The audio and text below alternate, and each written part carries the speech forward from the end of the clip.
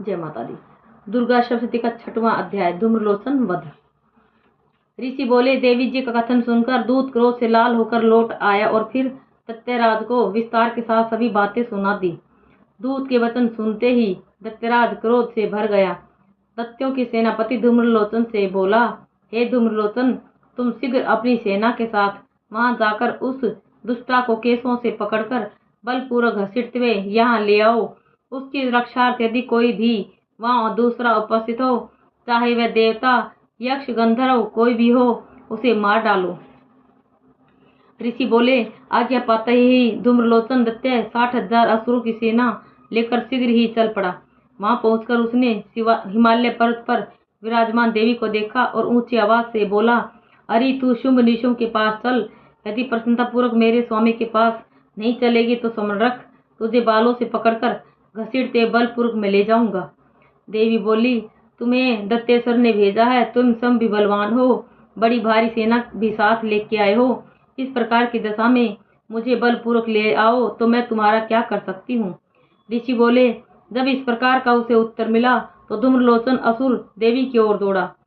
तब तो देवी अंबिका जी ने हुंकार से उसे भस्म कर दिया। फिर तो असुरों के क्रोध में आई बड़ी सेना तथा अंबिका जी ने एक दूसरे पर तीक्ष्ण बाण, शक्तियां, फरसे आदि बरसाने आरंभ कर दिए।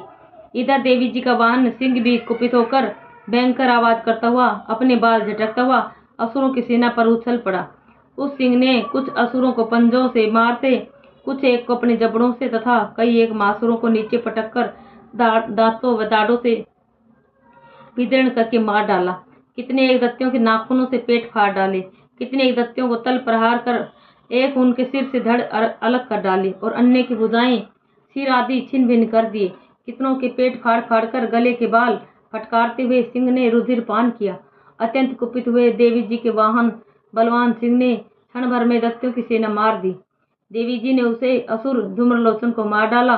देवी जी के वाहन सिंह ने सारी सेना का नाश कर दिया। शुभ ने जब यह सुना तो उसके क्रोध का पारा चढ़ गया और उसके होंठ कांपने लगे।